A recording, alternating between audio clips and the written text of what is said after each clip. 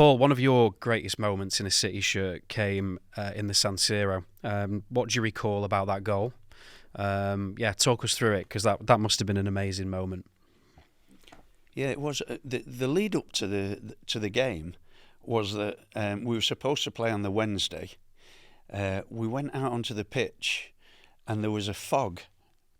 You could see the first tier of the San Siro Stadium, but you couldn't see the top tier. All you could see were flares, fires, but the place was full. And when we went out to warm up and that, it was quite intimidating. So the stadium was a great atmosphere in there.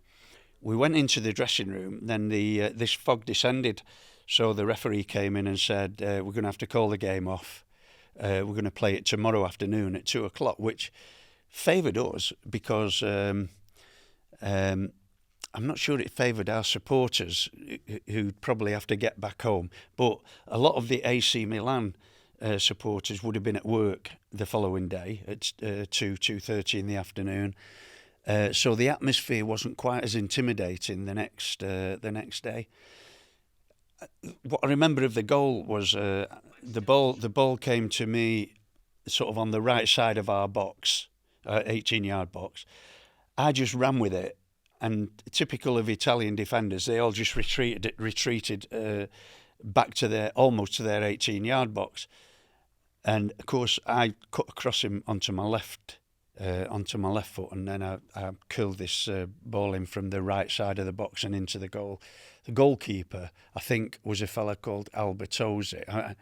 I might be wrong. It was, but in future years, he was prosecuted for taking bribes. Well, I think he took a bloody bribe. I think he took a bribe that night because I could have saved that shot that I did, But anyway, they all count. I may be playing it down. But that was another one. If you don't buy a raffle ticket, you don't buy a prize. And I always think about Kiddo whenever I see some of those goals. And what about your goal against City when you went to Everton? That must be weird. Did you celebrate? No, I didn't.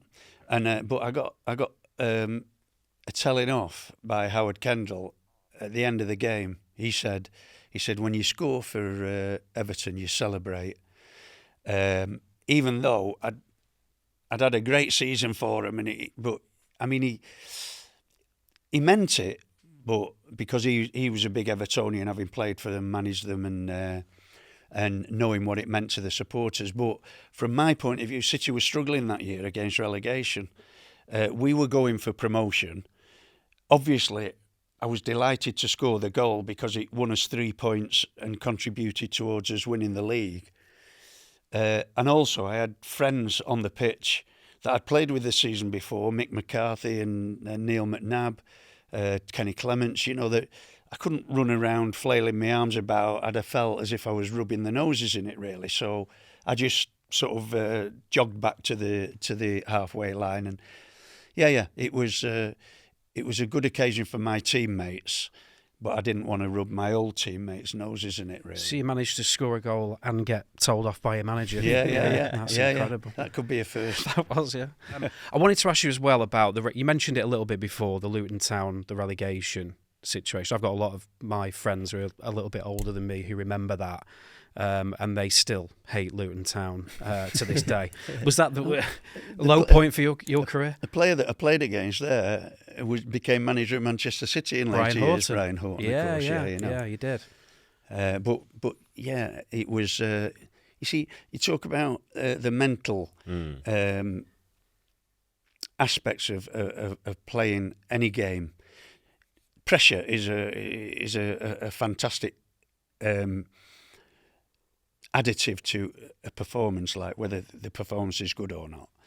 I mean, we'd played the game the week before on the south coast. I think it was either Brighton or Southampton, or I can't remember exactly. But we won that game, which meant that we only had to draw at home to avoid relegation against Luton, who weren't, like top of the league or anything.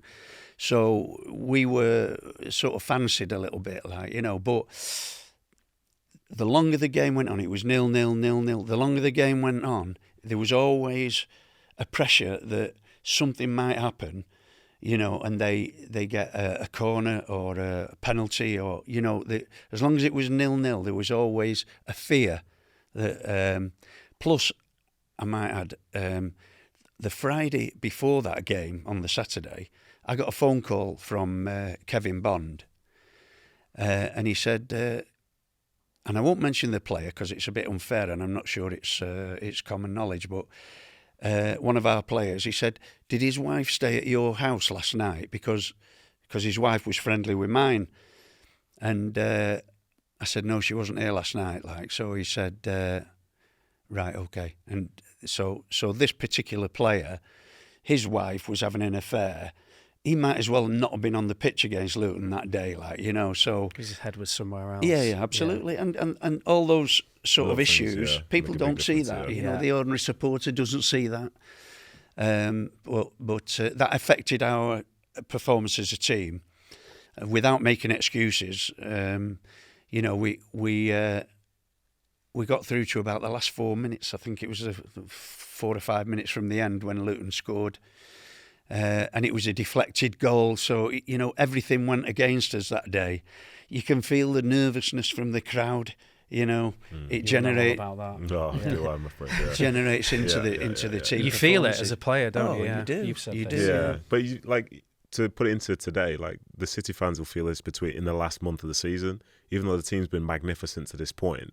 If it's the longer it stays 0-0, the more you can sense the anxiety in the stadium. Yeah. Even though you've got some of the best players in the world who are likely to go and win the game. Yeah. They're still just like really anxious and nervous. You can just feel that nervous energy because that one goal, as you said, changes everything. Yeah. There's a different type of energy as well. There's a nervous energy which comes from fighting against something, so it's a negative reaction. So we were fighting against relegation, so then you get a nervousness that comes to avoid the negative result of the game. When we played Charlton, sort of 2 years later, to get promotion, you know, we were flying really, and you know, we had games left. It wasn't. It was to gain something positive, so the energy was positive then, and the approach to the game was totally different. And so then one's fear, one's excitement, almost. Yeah. And Jim Mel, we scored early on in the game. I think Andy May got a goal that day as well. So we were 2 or 3-0 up, and then you can settle down and you can relax and play your football. You know what I mean? It's a totally different type of pressure altogether.